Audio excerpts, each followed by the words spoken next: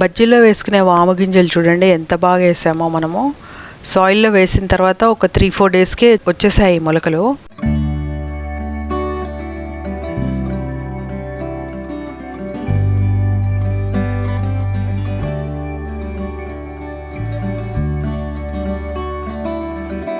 ప్రతి ఒక్క వాము కూడా బాగా మొలకొచ్చేసింది.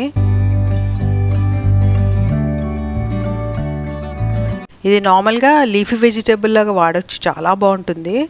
అలాగే దీనికి కొన్ని రోజులు అయిన తర్వాత ఇలా ఫ్లవర్స్ వస్తాయి, మళ్ళీ వామ్ వస్తుంది అనమాట. సేమ్ సోంపు లాగానే వస్తుంది, సోంపు వేస్తాం కదా అలాగే ఉంటుంది. ఈ ఆకులు కూడా సోంపు ఆకుల్లాగానే ఉంటాయి, ఆల్మోస్ట్ సిమిలర్ ఉంటాయి, కొంచెం తేడాగా ఉంటాయి అనమాట. సోంపు మాత్రం కొంచెం స్ట్రైట్గా ఉంటాయి, పొడుగు పొడుగ్గా ఆకులు ఉంటాయి.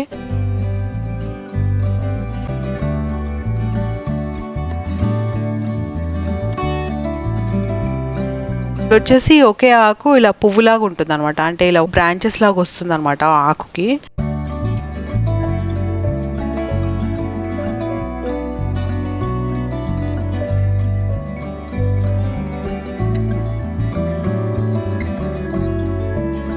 వాము ఆకులు కూడా చాలా బాగుంటాయి, సేమ్ వాము వాసనే వస్తుంది ఆకుకూర వండితే కూడా చాలా బాగుంటుంది.